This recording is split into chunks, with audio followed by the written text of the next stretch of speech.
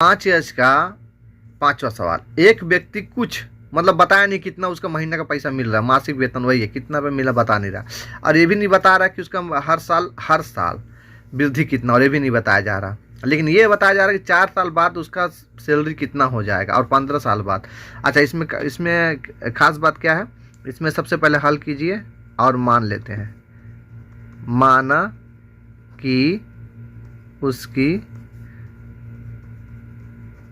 मासिक आय बराबर 100 रुपया और उसकी वृद्धि हर साल, मान लेते इसको भी, हर साल जो बढ़ोतरी है ये भी निश्चित है, मतलब जितना बढ़ेगा उतना ही बढ़ेगा, हर साल वृद्धि बराबर Y रुपए। ठीक है। अब प्रश्नानुसार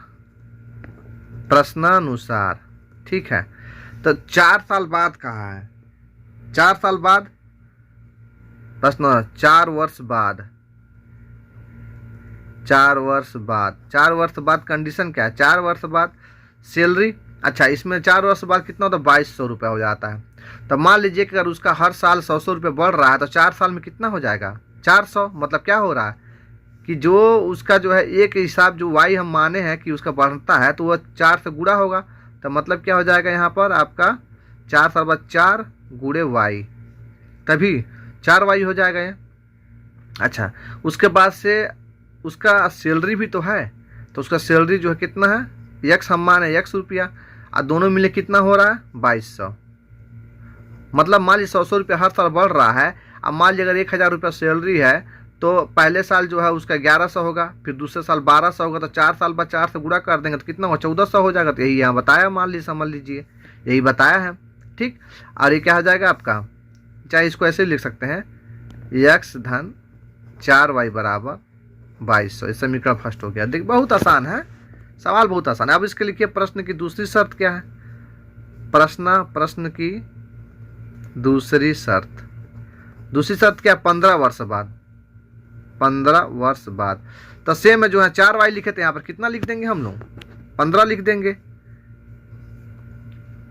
15y, और सैलरी तो वही है उसकी x है, वो तो सेम रहेगी, वो तो बढ़ेगी नहीं। बढ़ क्या रहा है, ये बढ़ रहा है, उसका वेतन जो उसका इंक्रीमेंट बोनस बढ़ रहा है, ये हम पहले ही बढ़ा चुके हैं, तो सैलरी वही x रहेगा, बराबर कितना हो जाएगा, ये कितना है 2750 इसमें लिखा है, देखिए यहाँ पर 2750 लिखा, तो हो जाएगा 2750। ये समीकरण क्या हो जाएगा, सेकेंड हो जाएगा। ठीक है, अब हम 2 समीकरण मिल चुका है, बस अब सवाल हल कर लेते हैं। यहाँ पर लिखिए समीकरण फर्स्ट और सेकेंड को हल करने पर। ठीक है, अब हल कर लेते हैं। पहला लिख लेते हैं कितना है, ये दिया है पहला, चाहे ऐसे भी लिख सकते हैं एक्स वाई, चाहे एक्स वाई दोनों पलट के किधर भी लिख सकते हैं, उसका दिक्कत नहीं है। तो यहाँ पर है एक्स धन 4y बराबर 2200, और यहाँ पर भी, यहाँ पर आप लिख सकते हैं, एक्स पहले लिख सकते हैं, यहाँ पर हो जाएगा एक्स धन 15y बराबर 2750। आप देखिए टेंशन नहीं है, क्योंकि एक्स ऑलरेडी अपने आप ही कट जाएगा। इसमें क्या करना पड़ेगा, यहाँ पर हमको सिर्फ यहाँ पर घटाना पड़ेगा, क्योंकि चिन्ह जो है बदला नहीं है, दोनों का सेम चिन्ह है, घटाने पर यहाँ पर धन है तो ऋण, धन है तो ऋण, धन है तो ऋण, तीनों ऋण हो जाएगा, एक कटेगा।